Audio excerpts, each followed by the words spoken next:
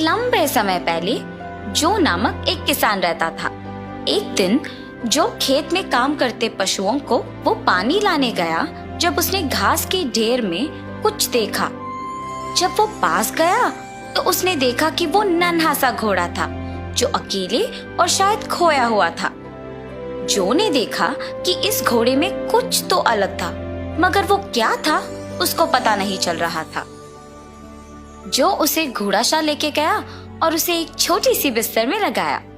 जो ने उसे प्यारी नजर से देखा और फैसला किया कि उसे वो ईव के नाम से पुकारेगा।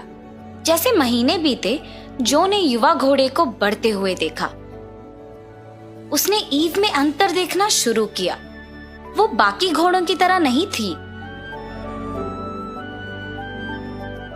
और जब वो पूरी तरह से बड़ी हुई तो जो ने उसकी सुंदरता देख चौंक गया।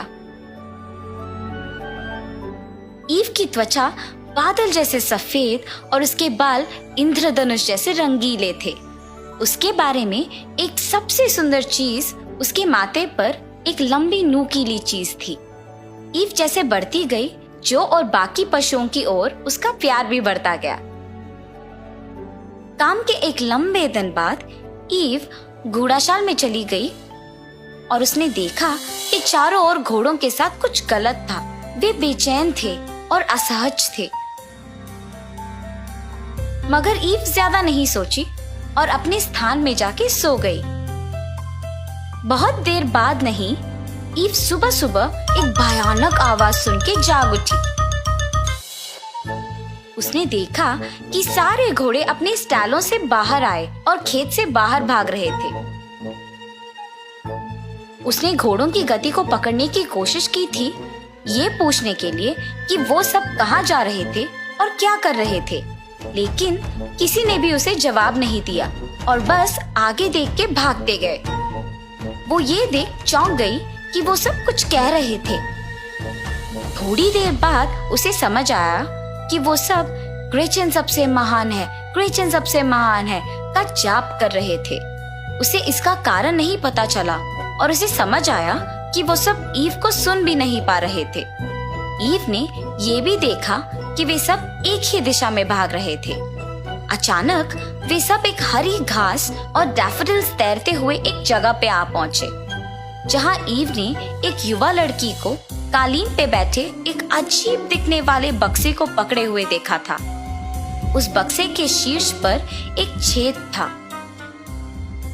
बक्से से संगीत बाहर आ रहा था और ईव को समझ आया कि वे सब एक जादुई मंत्र के ताहत में थे और उस संगीत की दिशा की ओर जा रहे थे।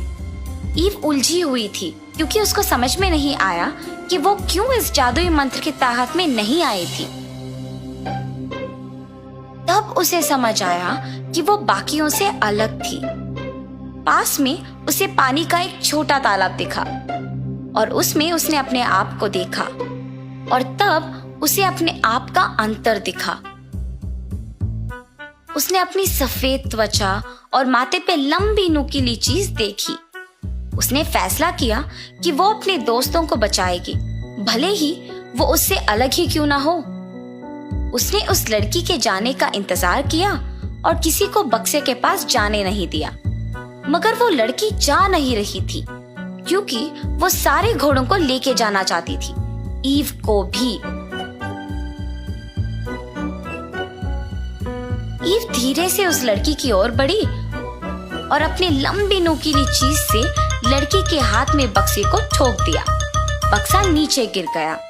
तब ईव ने देखा कि वो बक्से का आकार घोड़े के खुर की तरह थी, लेकिन कोई भी अन्य घोड़ा नहीं। उसका आकार बिल्कुल ईव के नुकीली के जैसा था। इसलिए उसने अपना पैर उठाया और अपना खुर उस बक्से में डाला और अचानक वो संगीत बंद हो गया।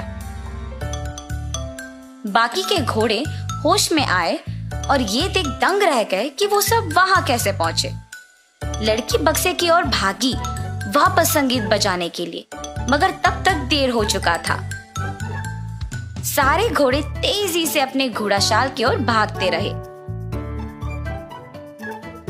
ईव के साथ ईव भागते हुए मुड़ के देखी और मुस्काई। वो अलग जरूर थी, मगर उसने अपने दोस्तों को बचा के अच्छा काम किया था।